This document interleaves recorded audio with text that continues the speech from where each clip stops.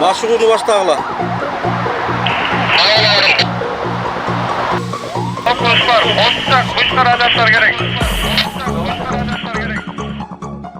Бүгүнкү күндө Чүй обласы менен Жамбыл обласынын өзгөчө кырдаалдар министрлигинин күч каражаттары менен биргеликте ошо чек арада жайгашкан өрт өчүрүү иштерин уюштуруу машыгуу азыр болуп өттү.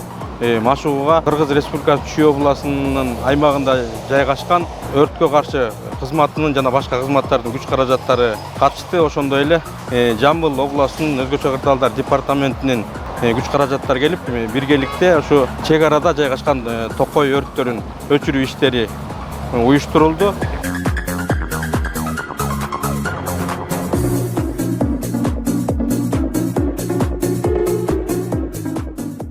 Biz Қазақстан Республикасы Төтенше жағдайлар министрлігінің бөлімшелері, әріптестеріміз Қырғыз Республикасы Төтенше жағдайлар министрлігінің бөлімшелерімен мынау трансшекаралық аймақта болуы мүмкін өрттерді сөндіру бойынша бірлескен трансшекаралық өрт тактикалық оқу-жаттығу жүргізілді.